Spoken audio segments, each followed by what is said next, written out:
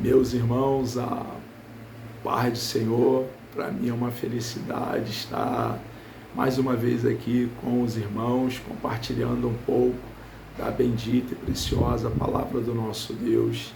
Esse trimestre, o primeiro do ano de 2024, a nossa amada editora CPAD preparou para falarmos sobre a doutrina da igreja, eclesiologia. Na primeira lição, na lição de número 1, falamos sobre a origem da igreja, e nessa lição, a lição de número 2, vamos falar sobre as imagens bíblicas da igreja. Imagens como a igreja como a noiva de Cristo, a esposa de Cristo, rebanho de Deus, geração eleita, sacerdócio real, nação santa, povo adquirido, corpo de Cristo, santuário de Deus e casa de Deus. Vamos discorrer sobre esse assunto de forma mais pormenorizada, minuciosa, e querendo bom Deus, será de grande proveito para cada um de nós. O textual, irmãos, se encontra na primeira carta do apóstolo Pedro, no capítulo 2, no versículo 9. Nos diz assim: mas vós sois a geração eleita, sacerdócio real, nação santa, povo adquirido, para que anuncieis as virtudes daquele que vos chamou das trevas para a sua maravilhosa luz. Nós já observamos aqui nessa colocação do nosso tão amado apóstolo Pedro, que o próprio Deus fez de nós, a igreja, uma geração eleita, um sacerdócio real, uma nação santa, um povo adquirido, e nos fez com uma finalidade, a finalidade de anunciar as virtudes dele, ele que nos chamou das trevas para a sua maravilhosa luz. Então nós, irmãos, aqui estamos palmilhando essa vereda, estamos aqui como forasteiros nessa peregrinação, porque nossa cidade é os céus, a eternidade, e passaremos, nós que cremos em Cristo de todo o coração, toda a eternidade com o nosso amado Deus, aquele que proveu a eterna salvação para cada um de nós. Irmãos, nós aqui precisamos entender que fomos chamados para proclamar as boas novas do reino, o plano de salvação. Então, aqui Pedro deixa claro a nossa missão, anunciar as virtudes daquele que nos chamou das trevas. Estávamos em trevas, mortos em delitos e pecados, mortos espiritualmente, como está claro em Efésios capítulo 2, mas recebemos vida da parte de Deus, e hoje, irmãos, nós que estávamos longe de Deus, estamos perto, pelo sangue da nova aliança, que fala mais alto que o sangue de Abel. Nós hoje, por crermos em Cristo de todo o coração, nós somos filhos de Deus por adoção, com todos os privilégios de um filho legítimo, herdeiros de Deus e co-herdeiros com Cristo. Verdade prática. Por meio de cada imagem que nós vamos aqui estar estudando, que retrata a igreja, o Espírito Santo revela-nos, ele vai nos trazendo clareza, vai alumiando nossa mente, o quão gloriosa ela é, o quão gloriosa a igreja é. A igreja, irmãos, é obra santa, ninguém para a igreja. Deus é o dono da igreja. A igreja foi edificada pelo próprio Deus, e em todas as dificuldades, em todas as perseguições que a igreja já passou no decorrer da história, a igreja se mantém de pé até hoje, no século 21, e hoje nós somos milhões e milhões espalhados na face da terra, porque Deus, o próprio Deus, ele cuida de nós, ele cuida do seu povo, da sua igreja. Leitura bíblica em classe. Temos aqui dois textos. O primeiro é Efésios, capítulo 5, versículo 25 ao 32. E o segundo texto é 1 de Pedro, capítulo 2, versículo 9, versículo 10. Nos diz assim o texto sagrado: vós, maridos, amai vossa mulher, como também Cristo amou a igreja, e a si mesmo se entregou por ela, para santificar, purificando-a com a lavagem da água pela palavra, para apresentar a si mesmo igreja gloriosa, sem mácula, nem ruga, nem coisa semelhante, mas santa e irrepreensível. Assim devem os maridos amar a sua própria mulher como o seu próprio corpo. Quem ama a sua mulher, ama-se a si mesmo, porque nunca ninguém aborreceu a sua própria carne, antes alimenta e sustenta, como também o Senhor a igreja, porque somos membros do seu corpo. Por isso deixará o homem seu pai e sua mãe, e se unirá à sua mulher, e serão dois numa carne. Grande é este mistério. Digo, porém, a respeito de Cristo e da igreja. E o texto também de Pedro: mas vós sois a geração eleita, sacerdócio real, a nação santa, povo adquirido, para que anuncieis as virtudes daquele que vos chamou das trevas para a sua maravilhosa luz. Vós que em outro tempo não ereis povo, mas agora sois povo de Deus, que não tinhais alcançado misericórdia, mas agora alcançastes misericórdia. O objetivo da lição, irmãos, são três. O primeiro, elencar, enumerar as imagens que descrevem o relacionamento com Cristo. Segundo objetivo, pontuar as imagens que descrevem a função da igreja e também explicar as imagens da igreja como habitação de Deus. Introdução. A igreja de Jesus Cristo é retratada por uma série de imagens por meio das páginas do Novo Testamento. E cada uma dessas imagens, revela um determinado aspecto da igreja de Jesus Cristo. Então, o Novo Testamento traz muitas imagens e nós vamos estudar cada uma delas, que está aqui no conteúdo dessa lição de número 2. E essas imagens, irmãos, ela tem como o alvo, o objetivo, e trazendo clareza a respeito da igreja. Assim podemos contemplar imagens ou figuras que retratam o relacionamento, que descrevem a função ou mostram de que forma a igreja é a habitação de Deus. Por isso, nessa lição, estudaremos as principais imagens bíblicas a respeito da igreja de Cristo, que comunicam o quê? O relacionamento da igreja com ele. Nós vamos observar aqui nas primeiras imagens que vai falar desse relacionamento da igreja com o cabeça da igreja, o nosso Senhor e Salvador Jesus Cristo, que é a cabeça da igreja e Salvador do corpo. Essa sintonia, essa intimidade, esse andar com Deus, quando a Bíblia fala que Noé que andou com Deus, que Noé andou com Deus, está dizendo que eles desfrutaram de íntima comunhão com Deus. Então, as primeiras imagens vão justamente falar, deixar claro para nós esse relacionamento entre nós, a igreja, e o nosso Senhor e Salvador Jesus Cristo. A segunda leva de imagem que nós encontraremos aqui vai falar da função, o nosso atuar, o nosso agir, o nosso proceder aqui nessa esfera, nesse mundo que é o campo de atuação de cada um de nós, a igreja. E as terceiras imagens que nos serão apresentadas aqui nesse conteúdo vai falar justamente da habitação de Deus na igreja que somos nós. Isso vai ficar bem claro.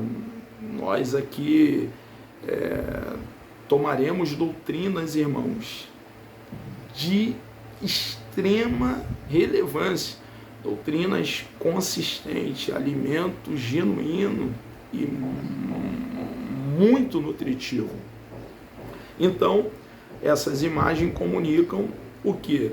Relacionamento da igreja com Cristo, a função que essa igreja cumpre aqui nesse mundo e também da igreja como habitação de Deus, dessa instituição criada por Deus, da igreja, que é obra de Deus. Nós estudamos, por exemplo, na lição anterior, que a igreja sempre esteve no coração de Deus e, na plenitude dos tempos, ela ali foi inaugurada, mas ela sempre esteve dentro dos planos, dos projetos de Deus. Deus elaborou a igreja e colocou na plenitude dos tempos em execução. Primeira imagem, irmãos, que nós encontramos no Novo Testamento, que descreve um relacionamento, a noiva de Cristo. Então, o Novo Testamento vai nos apresentar nós cristãos, nós a igreja.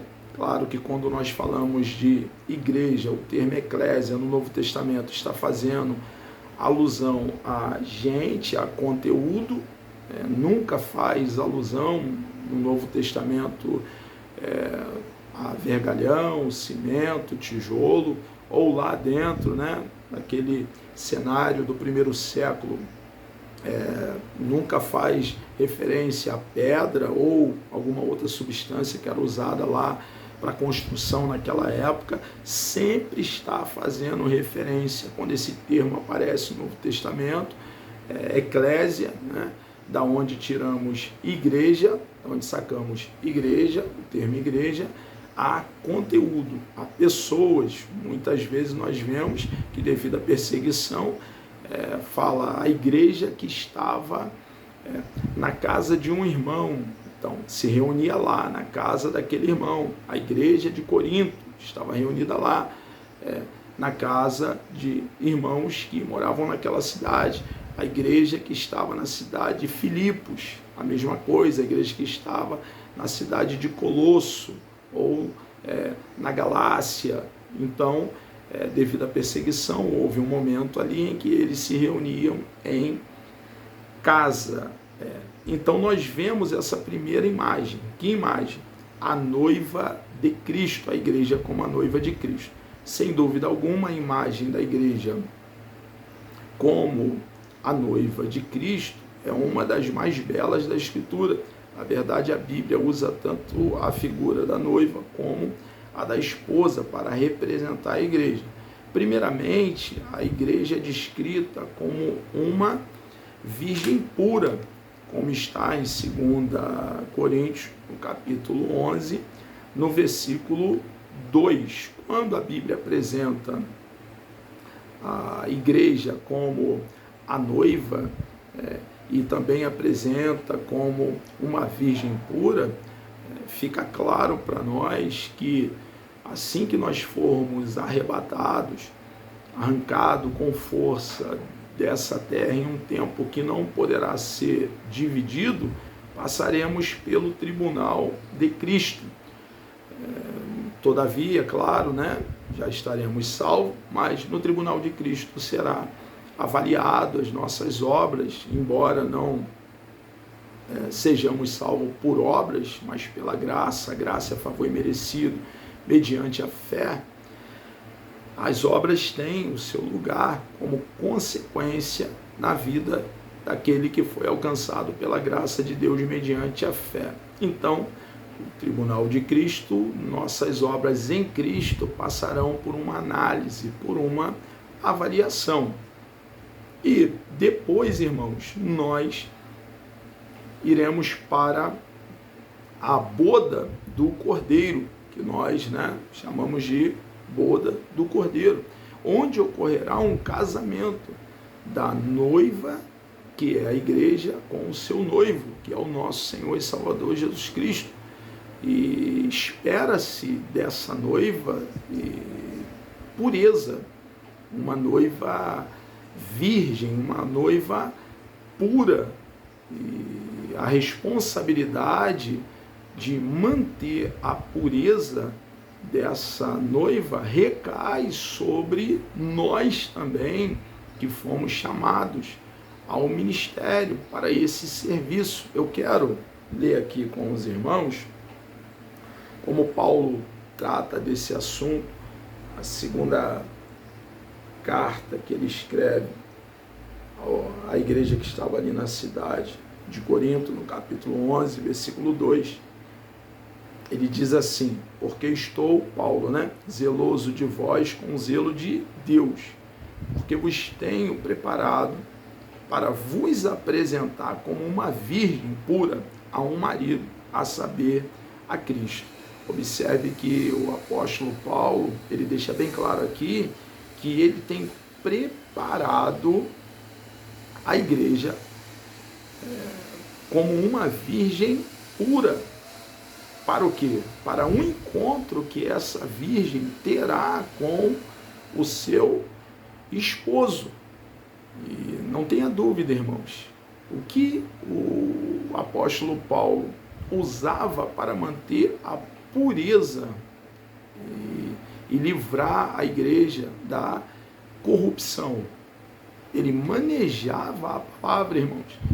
Ele doutrinava a igreja, instruía, educava a igreja na palavra, com o rolo sagrado, com as sagradas letras. Então, é nossa responsabilidade trazer alimento genuíno, sólido e consistente para que a igreja se mantenha até o grande dia, o dia do nosso Senhor, se mantenha na sua pureza e não se ache aí uma igreja impura. Então nós vemos essa primeira imagem no Novo Testamento, apresentada uma igreja como a esposa de Cristo e também uma virgem pura. Convém destacar que a palavra grega aqui, usada para virgem pura, é parthenos. É usada em relação a uma donzela que ainda não contraiu núpcia. Então, fala de uma donzela que ainda não foi tocada.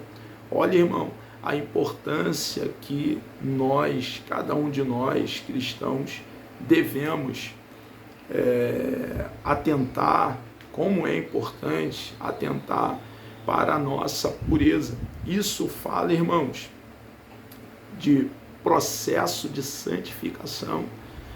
Nós que fomos regenerados, nascemos de novo e nesse momento fomos inseridos ao corpo de Cristo, precisamos desejar que a obra que o nosso Senhor e Salvador Jesus Cristo iniciou em nós continue até aquele grande dia. E nós precisamos então a cada dia fazer uma autoavaliação e olhando para a palavra do nosso Deus, tendo a palavra do nosso Deus como um aferidor, precisamos então examiná-la, irmãos, e fazer uma aplicação nas nossas vidas. O fruto do Espírito, ele precisa estar amadurecendo e crescendo dentro de nós, com as suas virtudes, com as suas características. E o fruto do Espírito crescendo dentro de nós fala do caráter de Cristo sendo formado, forjado em cada um de nós.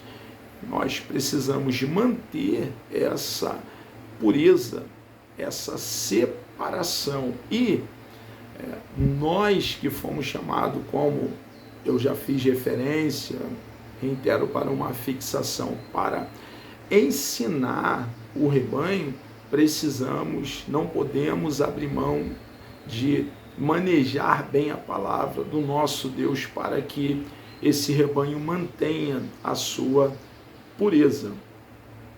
É uma figura da igreja como noiva, trazendo uma ideia de castidade, pureza e fidelidade. E essa pureza será mantida, irmãos, pela palavra de Deus aplicada a cada um de nós. Precisamos tomar tempo para debruçarmos sobre o rolo sagrado e fazer uma aplicação da palavra de Deus a cada um de nós. Também esposa de Cristo. Nós vemos essa imagem no Novo Testamento. Paulo retrata também de forma vívida a imagem da igreja como esposa, Efésios capítulo 5, versículo 25 e 26. Assim como é destacada a pureza da noiva, é também a da esposa. Então, essas duas figuras, a igreja como uma noiva que vai encontrar com o seu noivo e a figura da esposa que encontra com o seu esposo. A noiva somos nós, a igreja, a esposa somos nós, a igreja, e o noivo e o esposo é o nosso Senhor e Salvador Jesus Cristo.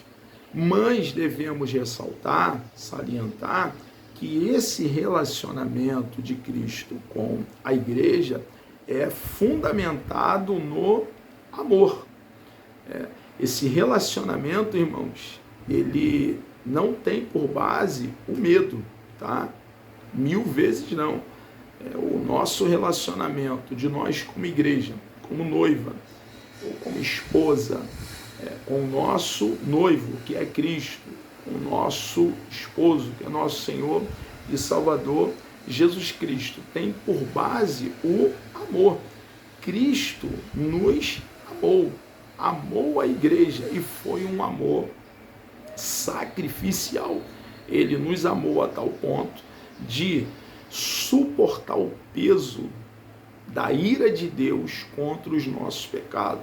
Ele nos amou a tal ponto de tomar todo o cálice da ira de Deus sem deixar cair uma gota sequer. Ele foi o nosso substituto, ele foi o nosso representante. Ele tomou sobre ele, irmãos, os nossos pecados e quitou a nossa dívida.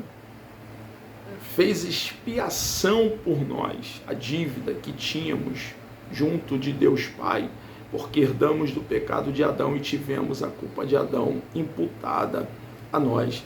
Jesus Cristo, irmãos, ele morreu uma morte vicária em lugar de outrem, no nosso lugar.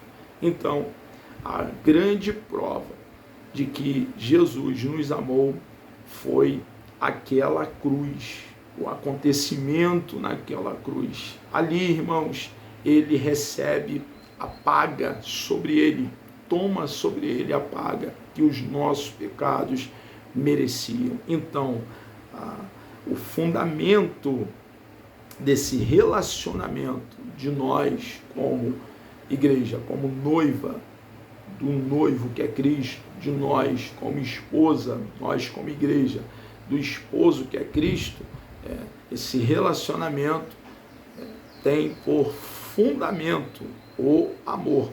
Cristo amou a igreja e nós o amamos, e com o coração cheio de gratidão, voluntariamente proclamamos as virtudes daquele que tanto nos amou. Aqui estamos, fomos alcançados pela graça de Deus para proclamar as boas novas do reino. Fomos alcançados para alcançar outras vidas. Jesus morreu para nos salvar e ressurgiu dentre os mortos no primeiro dia da semana, no domingo pela manhã, para nossa justificação. Irmãos, justificação fala de algo forense, jurídico, Deus em um tribunal, e nós, irmãos, ao contrário de chegarmos diante do tribunal, tendo o próprio Deus diante de nós, chegarmos de cabeça baixa, irmão, cabisbaixo, chegamos de cabeça erguida e com ousadia, não em nós mesmos, mas no sangue que foi por nós derramado naquela cruz. E o próprio Deus declara cada um de nós justo, nos declara justo pela obra de Cristo, pelo seu trabalho, o trabalho de Cristo. A justiça de Cristo nos é imputada e só dessa maneira, como diz Romanos capítulo 5, versículo 1, nós então, que éramos inimigos de Deus, filhos da ira, irmãos, que estávamos por natureza mortos em nosso delito e pecado, só dessa maneira nós agora, irmãos, nos apresentamos diante dele, irmãos, do nosso Deus, como filhos de Deus. Grande foi a obra que Cristo fez por cada um de nós. O mérito pertence completo e unicamente a Cristo, irmãos. Importa que Cristo cresça e que cada um de nós diminuamos, porque o mérito da salvação é unicamente, somente dele. Ele nos amou e proveu para nós eterna salvação. Não é como em um relacionamento frio, não, irmãos. Existe gratidão, amor em nosso coração por tudo aquilo que ele fez por nós.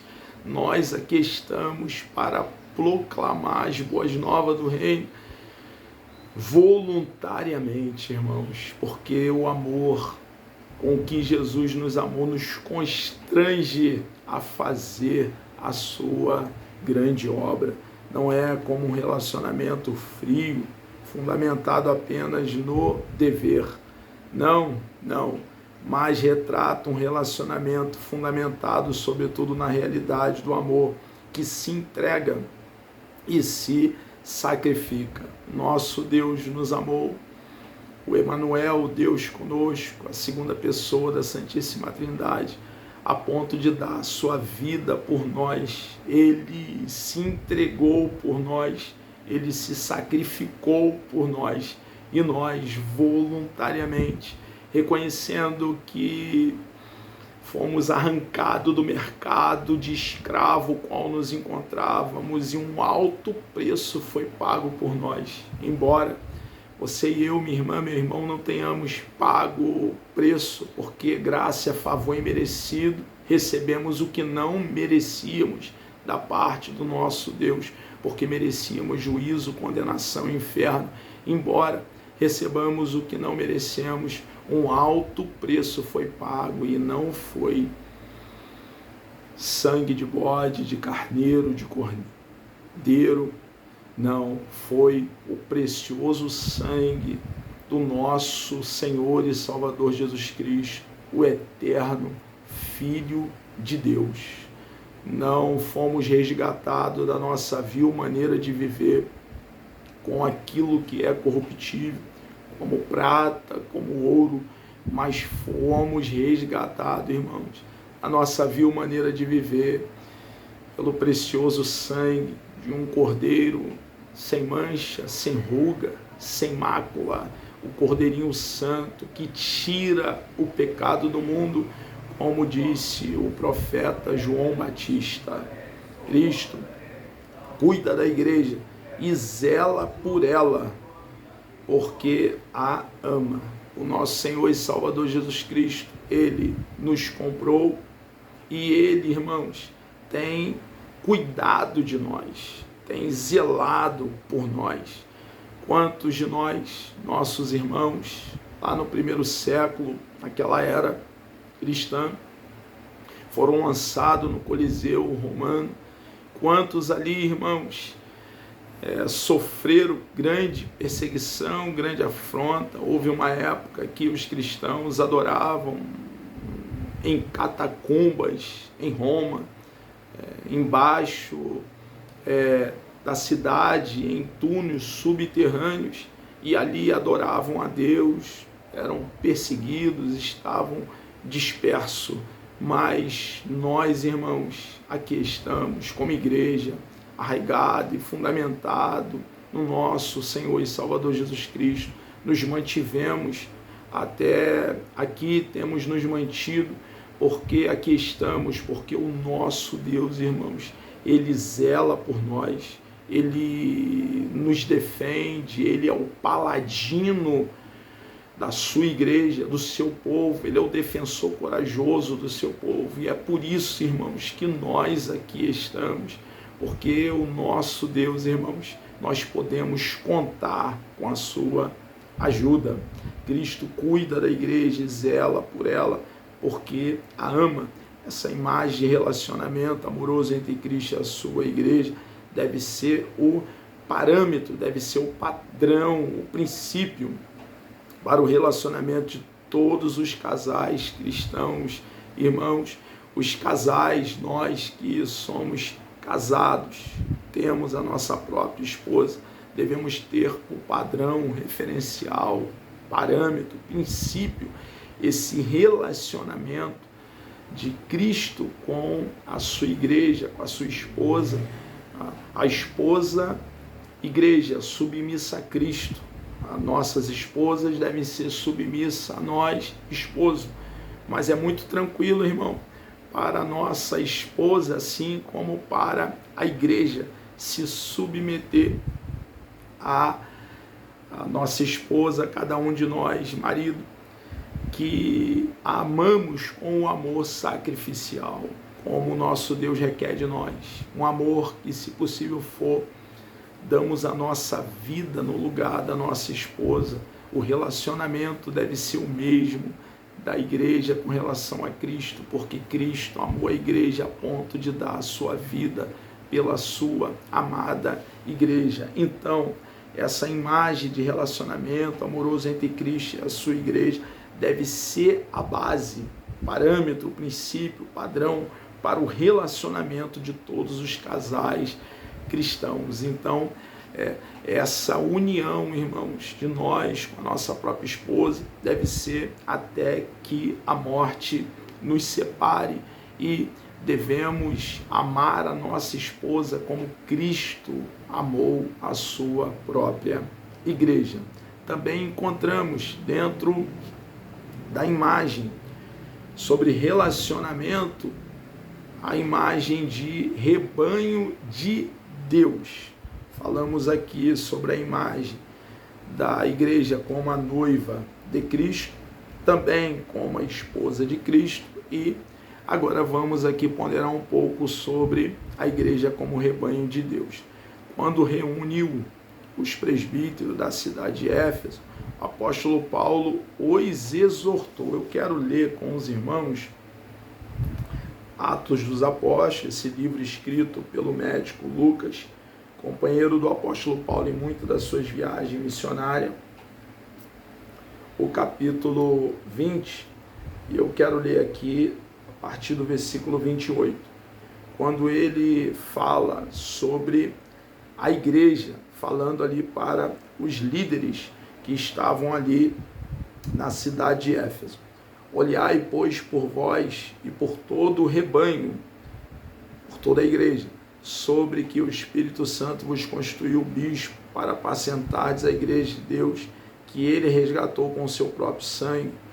Porque, olha a preocupação do apóstolo Paulo com o rebanho, com a igreja, porque eu sei isto, que depois da minha partida entrarão no meio de vós lobos cruéis, que não perdoarão o rebanho, e que dentre vós mesmos sairia dentre a igreja mesmo, se levantaria dentre a igreja mesmo e permaneceria dentro dos arraiais, dentro dos nossos acampamentos, e que dentre vós mesmos se levantarão homens que falarão coisas perversas para atraírem os discípulos após si. Portanto, olha a doutrina do apóstolo Paulo para os líderes lá do primeiro século, os líderes ali que estavam na cidade de Éfeso, e para nós, líderes hoje, no século 21 da igreja atual.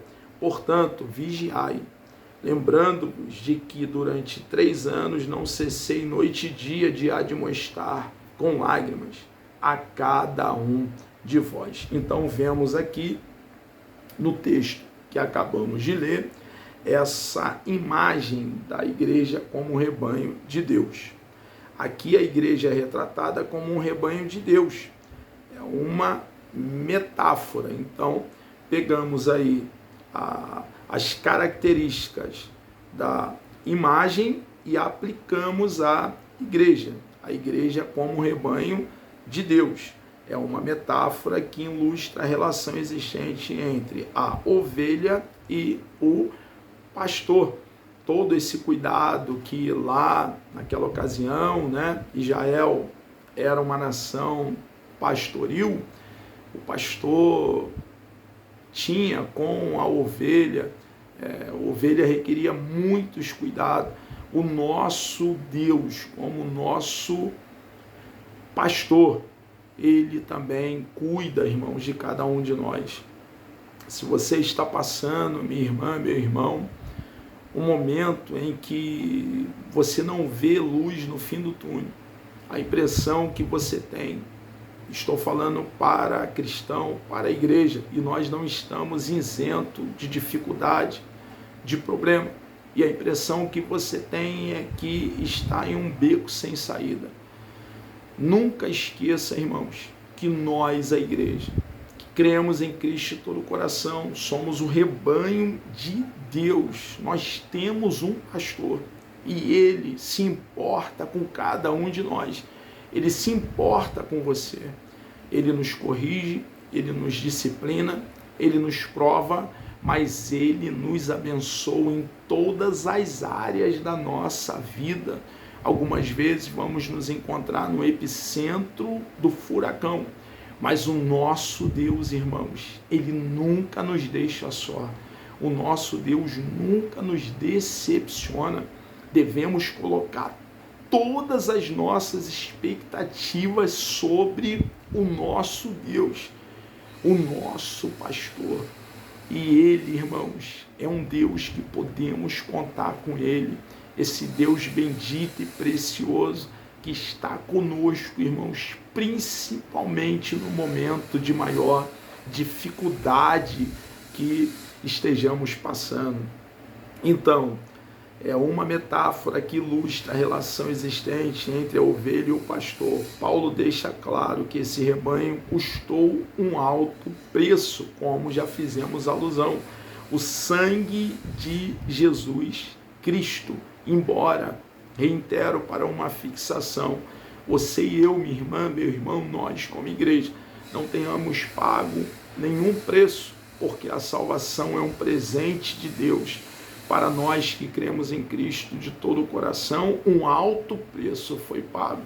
E que possamos, irmãos, como consequência de ter sido alcançado por essa graça, irmãos, viver cada dia para agradar o nosso Deus. Não podemos, irmãos, nós que fomos alcançados pela graça de Deus mediante a fé, ter a graça de Deus como algo barato, chutar a graça de Deus, cuspir a graça de Deus, porque embora não tenhamos sido salvos pelas obras, as obras têm o seu lugar. Fomos salvos para as boas obras e devemos, irmãos, viver em novidade de vida. A tua postura, meu irmão, minha irmã, estou falando para nós, a igreja, a minha postura deve ser de ódio pelo pecado, porque o pecado faz divisão entre nós e o nosso Deus. E nós, irmãos, desejamos diariamente, nós que levamos uma vida pia, uma vida de busca, de oração, de jejum, de tomar tempo para debruçar sobre o rolo sagrado, nós desejamos diariamente estar em sintonia com o nosso Deus, com o nosso pastor. Tendo em mente essa imagem, o apóstolo Pedro também, ele vai na mesma toada que o apóstolo Paulo, põe isso em relevância. Quero ainda ler com os irmãos 1 de Pedro, capítulo 5, versículo 2 e 3. Apacentai o rebanho, ele também, assim como Paulo está falando para a liderança da igreja, apacentai o rebanho de Deus, que está entre vós, tendo cuidado dele, não por força, mas voluntariamente, nem por torpe ganância, mas de ânimo pronto.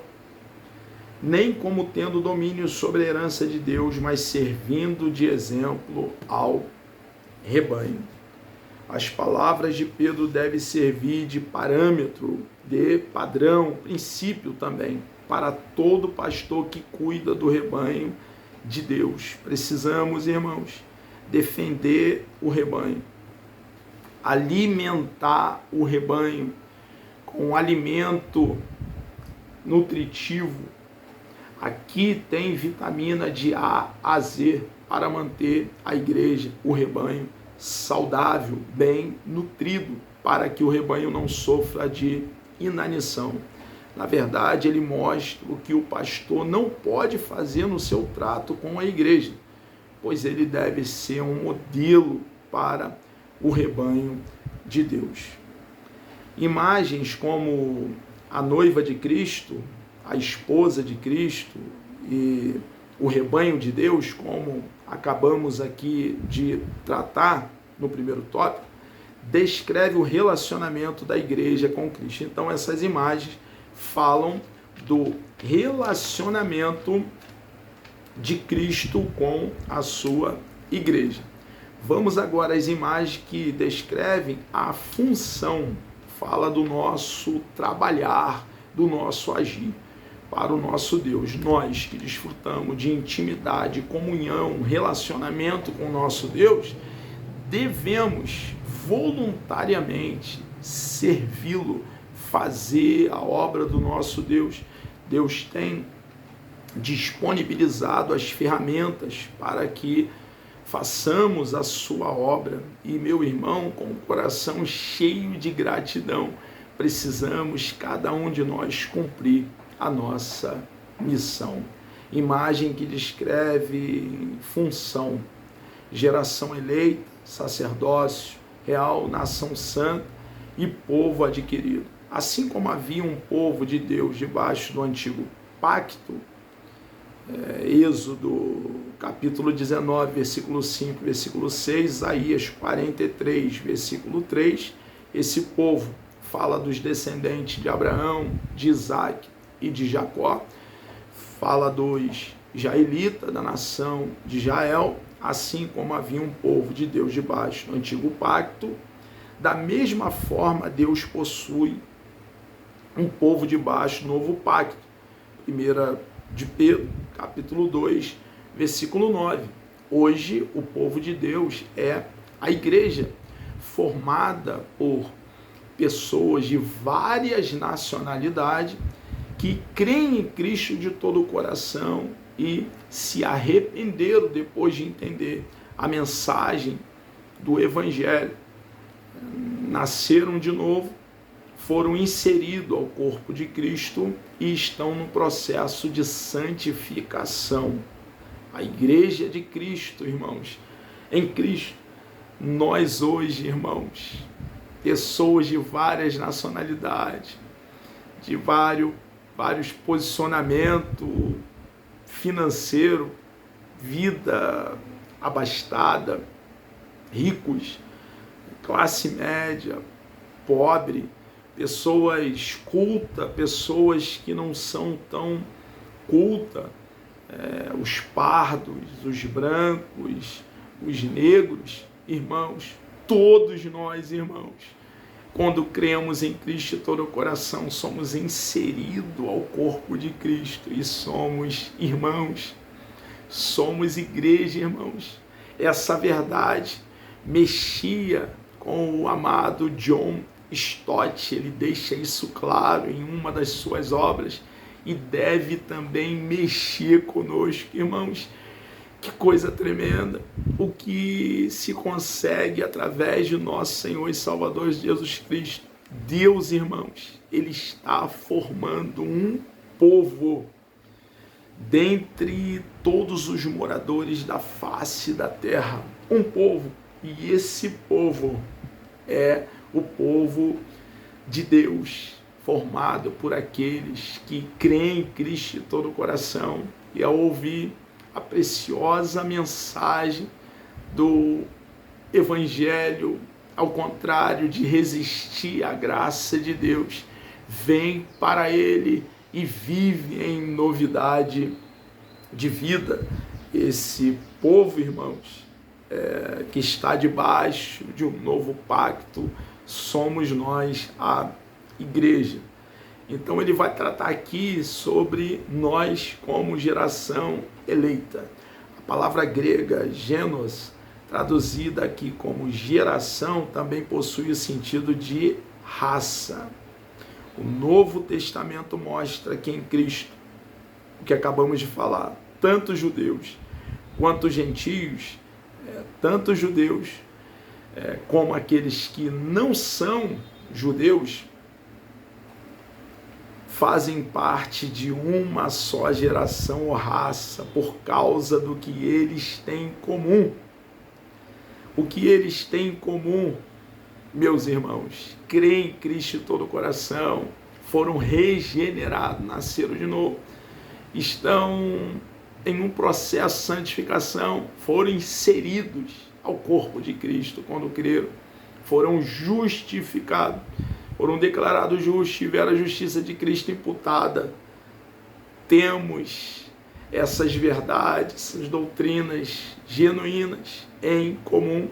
Não há distinção de raça, como já acabamos de falar, de cor, de sexo ou status social.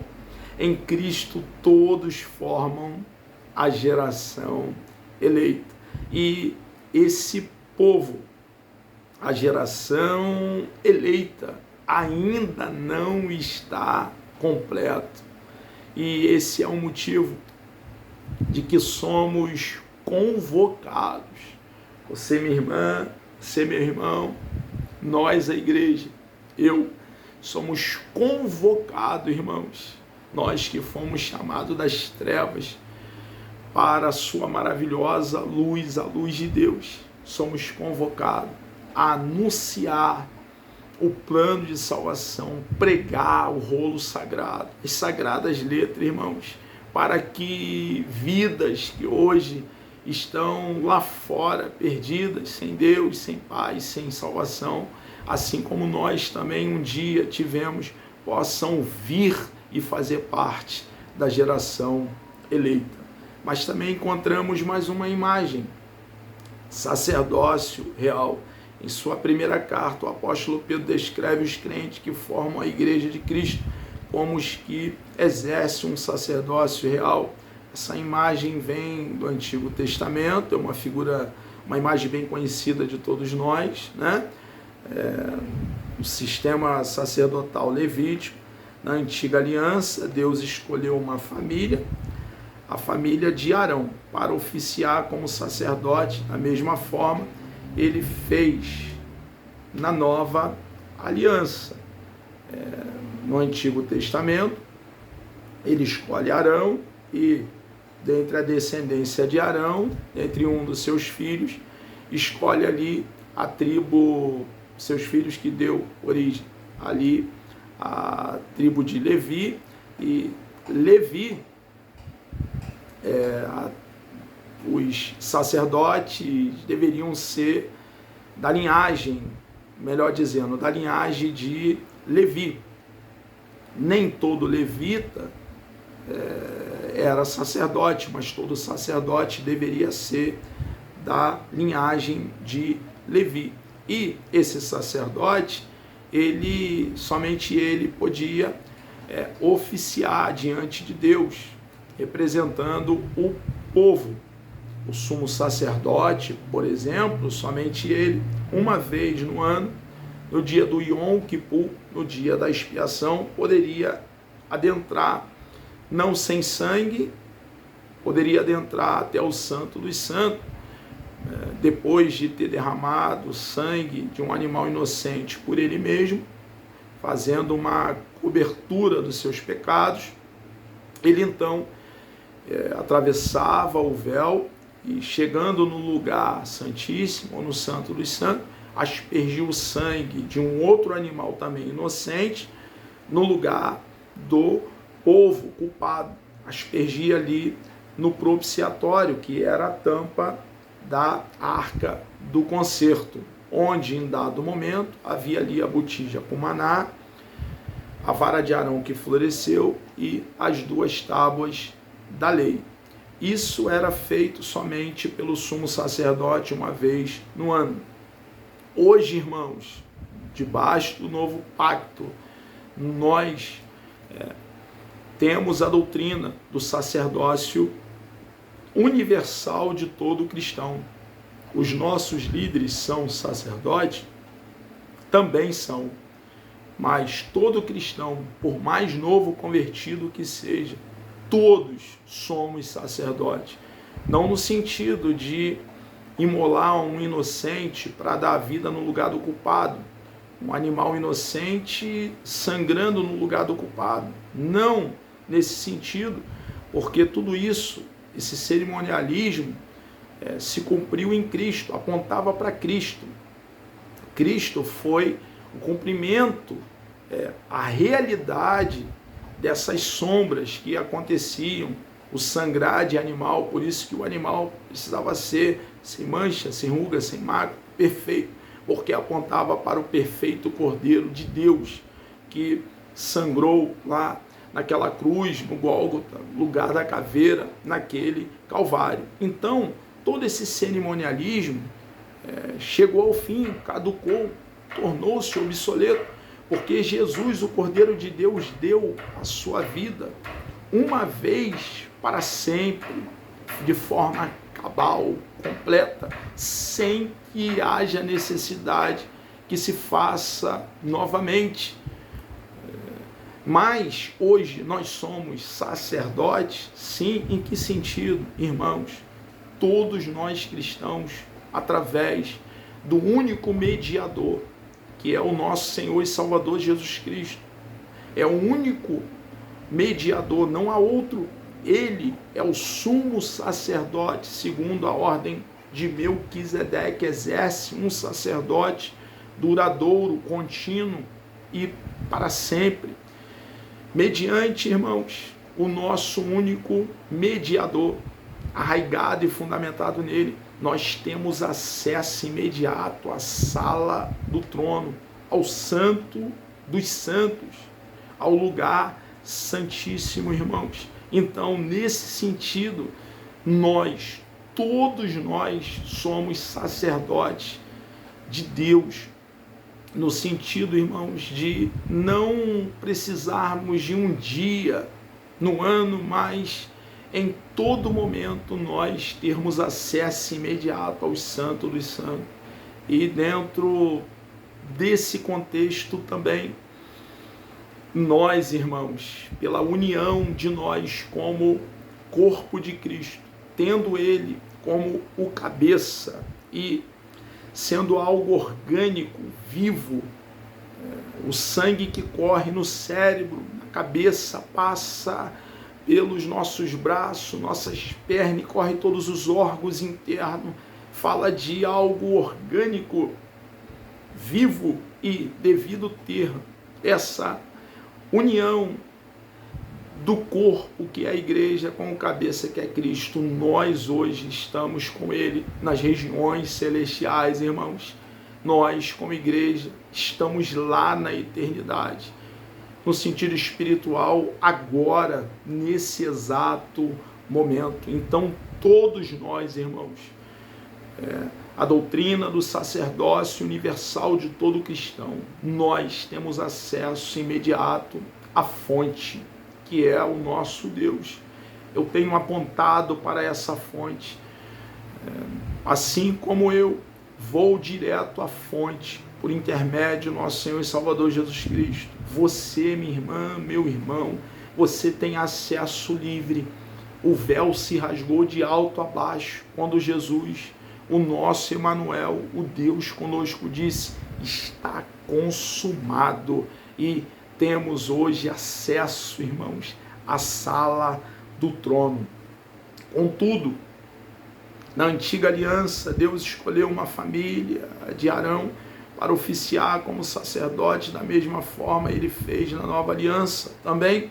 Contudo, há uma diferença fundamental entre o sacerdócio exercido debaixo da antiga aliança e aquele exercido na nova aliança. Nós vamos ver a diferença. Ali, essa função no Antigo Testamento era reservada apenas para uma tribo, a de Levi. Dessa forma, a família escolhida para essa missão foi a de Arão. Por outro lado, debaixo da nova aliança, irmãos, todo cristão é um sacerdote, como eu já acabei de explicar aos irmãos.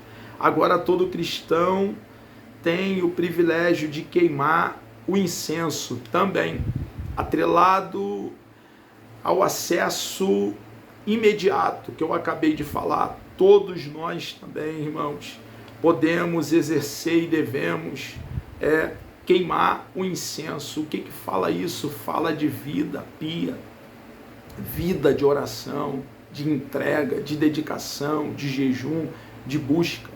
Queimar o incenso, isto é, de exercer um ministério de oração, intercessão diante de Deus. Também nação santa e um povo adquirido. Ambos os termos, tanto nação santa como povo adquirido, ambos os termos vêm adjetivados, mostrando que essa nação e esse povo representavam e deveriam ser. Não era uma nação ou um povo qualquer, irmãos. Foi um povo, uma nação santa, separada do mundo e separada para Deus, para o serviço de Deus. Era uma nação santa e um povo adquirido para Deus. Deus adquiriu esse povo, o resgatou, depois de ter feito promessa a Abraão que do seu tronco faria uma nação, e ele fez dentro da terra da servidão, onde esse povo, os descendentes de Abraão, Isaque e Jacó, que desceram ali como hóspede, uma família, na ocasião da descida para estar em Gósen, a família de Jacó, 75 almas aproximadamente. Deus havia preparado todo o cenário dentro do Egito por intermédio de José, que nessa ocasião Deus o havia arrancado do calabouço e o colocado para governar o Egito. Irmãos, no tempo oportuno, no tempo pertinente, próprio Deus arrancou eles de lá. Quando o anjo da morte, a 10ª praga, o 10º golpe, Deus estava golpeando as pseudo-divindades dentro do Egito. Ele derrama, irmãos, o 10º golpe. Irmãos, ele livra, poupa o próprio Deus. Poupa os primogênitos de Israel, o sangue aspergido na porta, na casa, nos umbrais daquelas casas.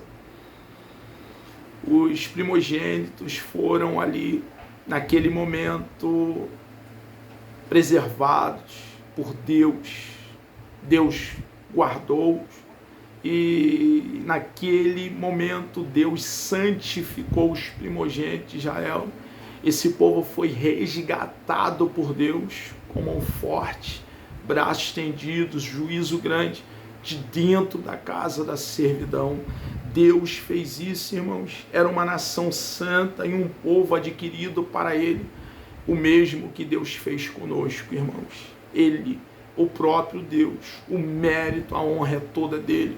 Nos resgatou com mão forte e braço estendido da casa da servidão, da vida pregressa onde vivíamos, irmão, como escravos do diabo, escravos do pecado, e ele de lá nos arrancou. Somos o povo adquirido por Deus e para Ele mesmo. Essa é uma figura muito forte para retratar uma igreja inteiramente consagrada a Cristo. Também vemos aqui dentro da imagem que descreve função, a igreja como corpo de Cristo. Essa é uma das imagens mais fortes e frequentes no Novo Testamento para retratar a igreja. A igreja é o corpo de Cristo. Mais do que uma organização, a igreja é um organismo vivo, como já tenho falado. Um organismo vivo. A analogia da igreja como um corpo é muito significativa, primeiramente porque retrata a harmonia, irmãos.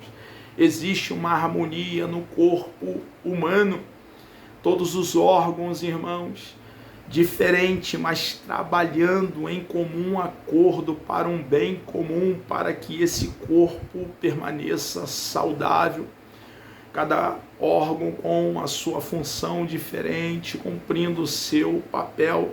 Existe uma unidade dentro da diversidade, irmãos. É isso que nós vemos no corpo. No corpo humano, tudo está em seu devido lugar. Todos os membros cooperam para o bom funcionamento do corpo.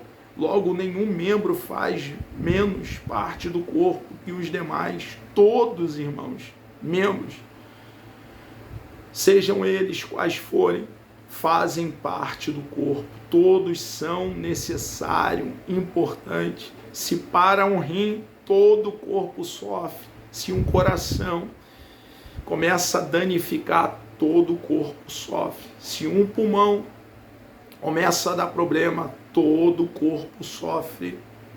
Logo, nenhum membro faz menos parte do corpo que os demais. Todos são necessários. A variedade de órgãos, membros e funções constitui a essência da vida física. Nenhum órgão pode estabelecer um monopólio no corpo, dizer, esse corpo é meu. Nenhum, irmãos. Ou eu sozinho dou conta. Nenhum, irmãos. Pelo contrário, se órgão não vai bem, todo o corpo sente, e também os demais órgãos, assumindo as funções dos outros. Nenhum órgão pode assumir a função do outro. Todos cumprem a sua função específica em harmonia. Como eu já falei, reitero para uma fixação, há uma diversidade na unidade. Um corpo constituído por um só órgão seria uma monstruosidade. Nós precisamos entender, irmãos, essa unidade. Sem unidade não se constrói nada. Lá no primeiro livro da Bíblia, na fundação do rolo sagrado, livro de Gênesis, nós observamos que o desejo de Deus era que os povos se espalhassem sobre a face da terra, enchesse a terra, povoasse, frutificasse. Era o desejo de Deus.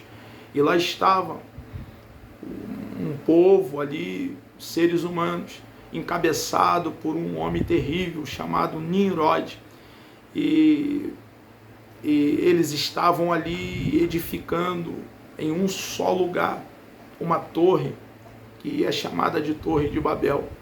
E o próprio Deus observa o que eles estavam fazendo, e está lá no texto, no rolo sagrado, que o próprio Deus observa que para eles nenhuma restrição haveria para o que eles intentassem fazer, mesmo que eles estavam fazendo para o mal, irmãos.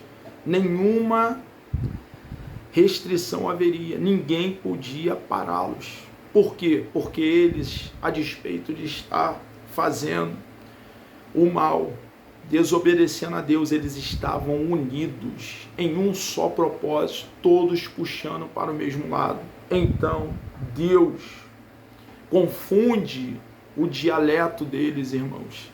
E ao confundir o dialeto deles, irmãos, cada um vai para um lado, e aquela obra, a Torre de Babel, parou, cessou. Por quê? Porque é impossível se construir alguma coisa, edificar alguma coisa sem unidade. Igreja amada, meu irmão, minha irmã, nós, a igreja, precisamos entender que o diabo sabe dessa verdade, e ele vai nos atacar para nos dividir, para nos enfraquecer e para parar a obra, para que não edifiquemos para o nosso Deus, que possamos lutar pela harmonia dentro do corpo, pela paz dentro do corpo, que possamos lutar, irmãos. Pedir ao nosso Deus que seja tema das nossas orações, da nossa busca, dos nossos clamores pela madrugada. Meu Deus, que eu possa entender que é uma diversidade, uma adversidade, mas que dentro dessa adversidade, vários irmãos diferentes de mim mesmo, precisa haver uma unidade. Imagens como geração eleita, sacerdócio real, nação santa, povo adquirido e corpo de Cristo, como nós acabamos de ponderar, pensar, descreve a função que a igreja exerce diante de Deus e do mundo.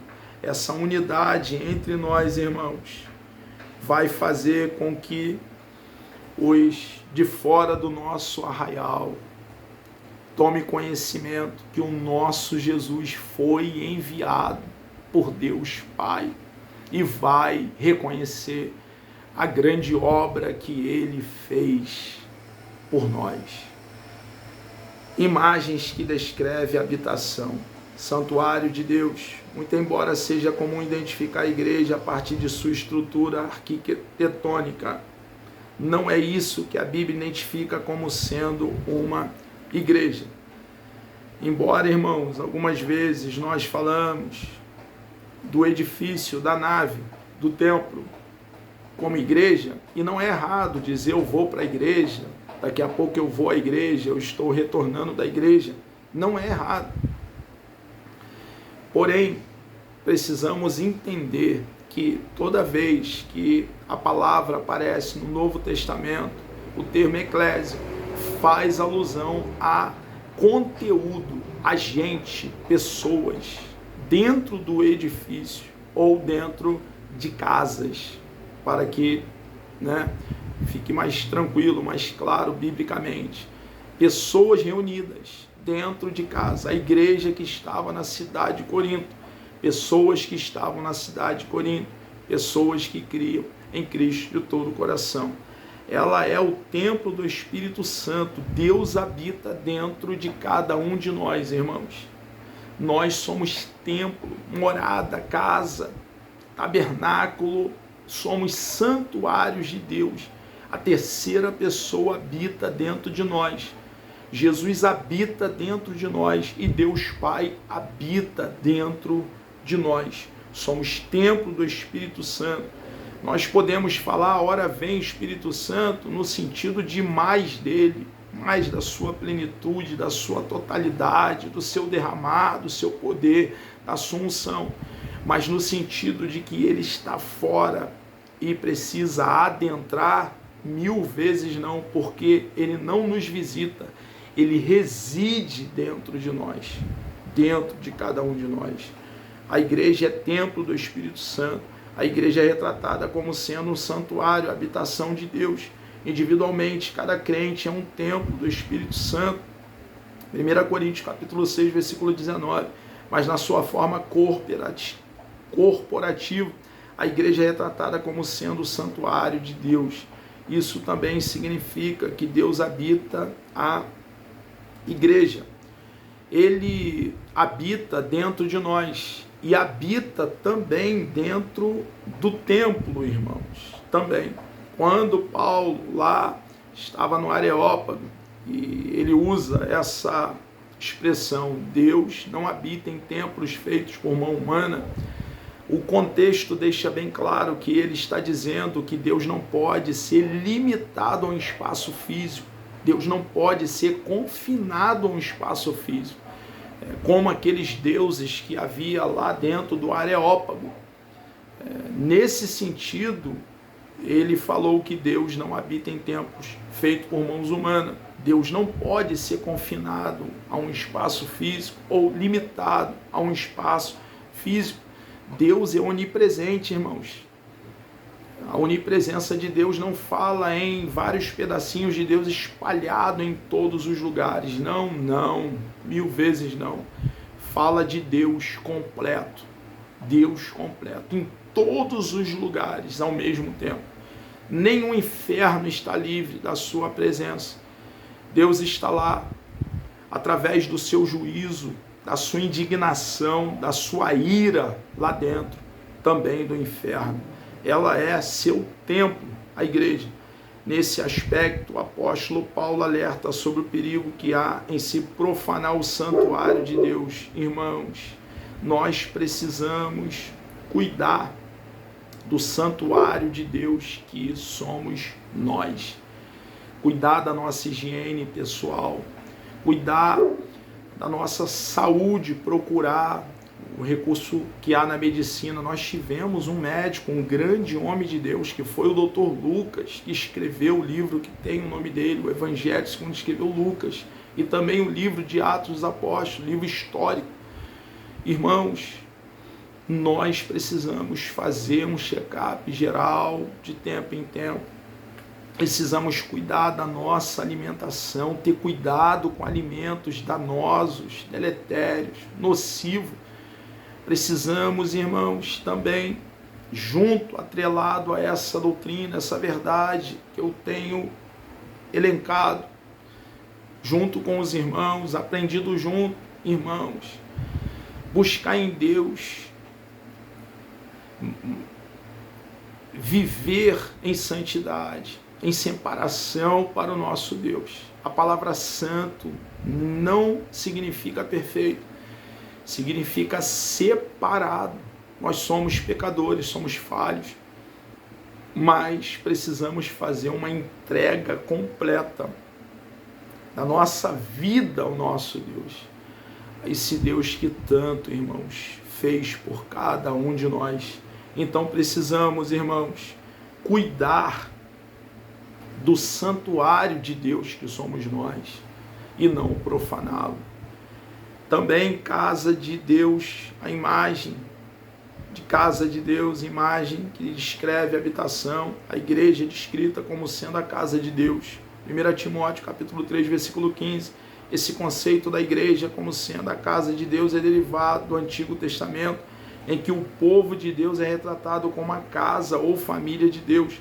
A nação de Israel floresceu a partir da família de Jacó, como já falamos. Veio Abraão, veio Isaac, veio Jacó, os filhos de Jacó, os 12 filhos de Jacó. Claro que Efraim e Manassés eram filhos de José, contaram, como filho de Jacó.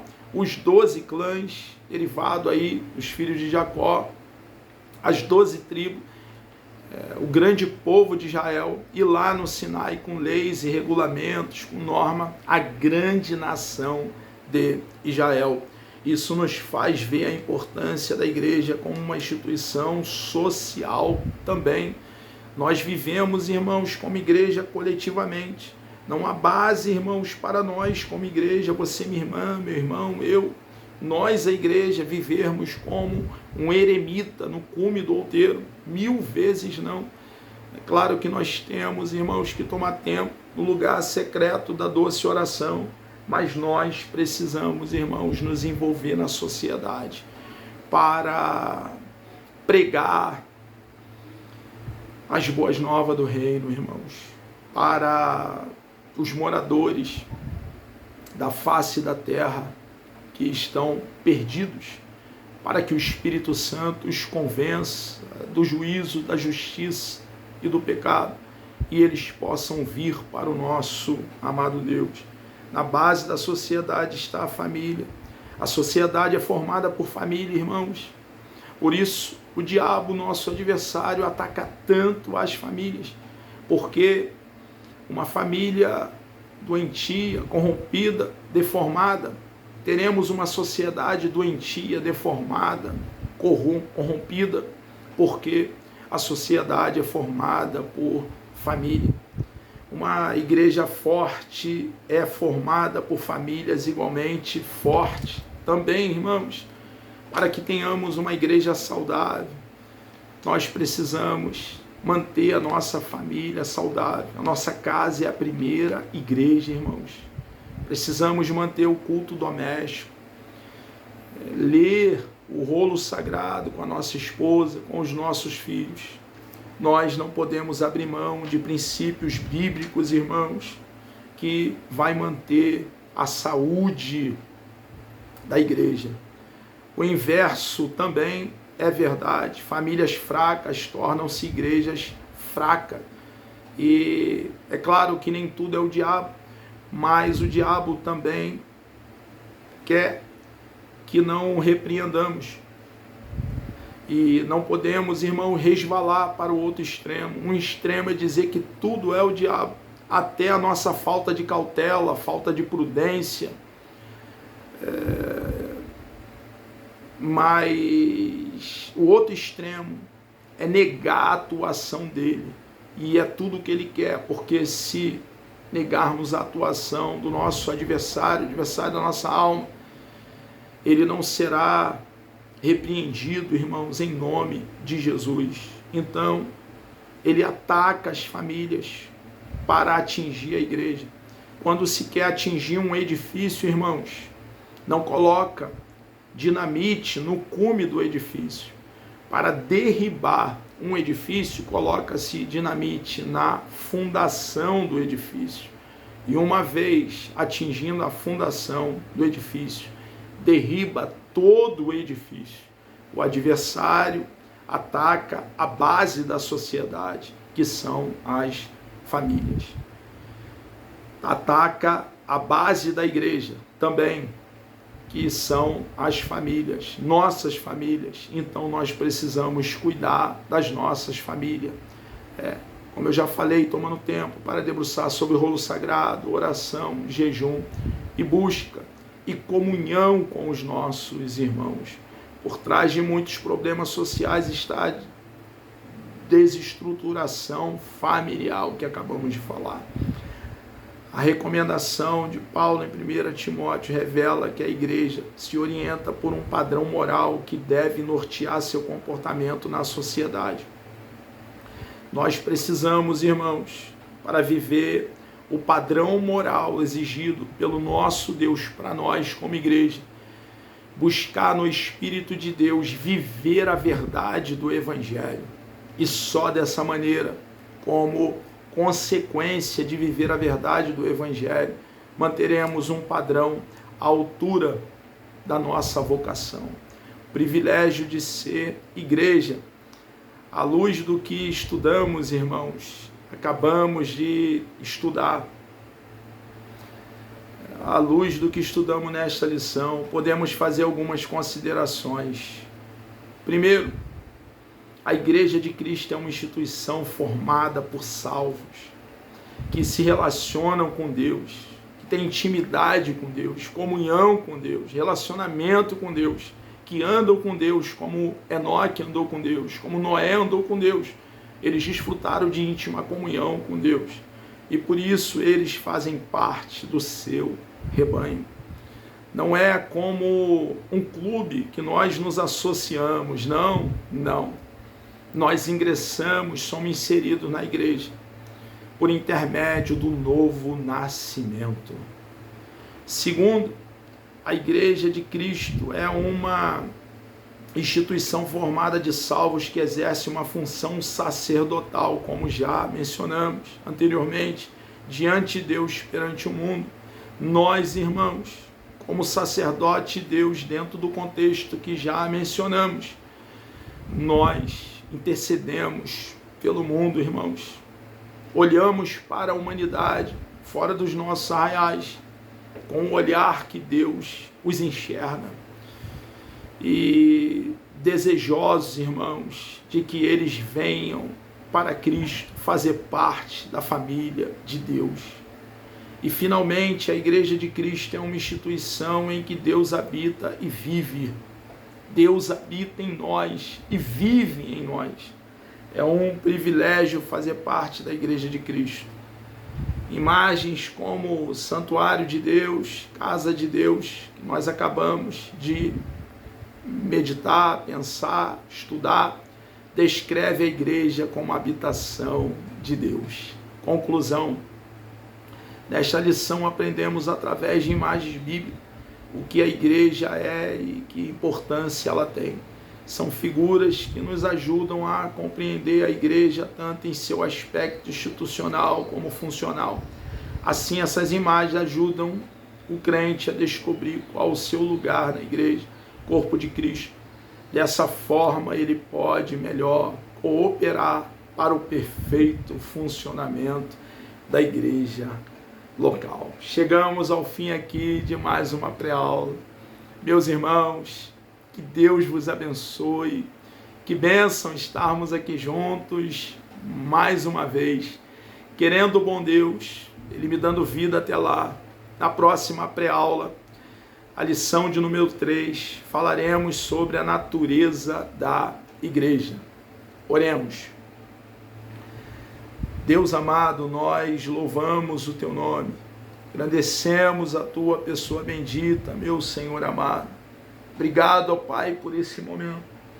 O Senhor nos concedeu de estarmos aqui, ó Pai, falando da Tua bendita e preciosa palavra. Meu Deus amado, continue conosco, ó Pai, nos dando de Ti unção, poder, ó Pai amado, para agradá-lo, Senhor amado, diariamente. Queremos viver a verdade do Evangelho, ó Pai, para viver à altura da nossa vocação, valorizando, ó Pai, tudo aquilo, Deus Santo e bendito, que o Senhor fez por nós. Obrigado, Senhor, por eterna salvação. Obrigado, Senhor, por nos dar vida quando estávamos mortos em nossos delitos e pecados. Nos atrair para o Senhor mesmo e aqui estamos, ó Pai. Nos usa, por favor, meu Deus, nesse tempo. Se utiliza de cada um de nós, os Teus filhos, ó Pai, como instrumento, como um canal, como um vaso de barro nas Tuas mãos. Nós entregamos nossas vidas ao Senhor. Continue, ó Pai, nos dando fome e sede da Tua palavra, com a finalidade de instruir e educar o Teu povo.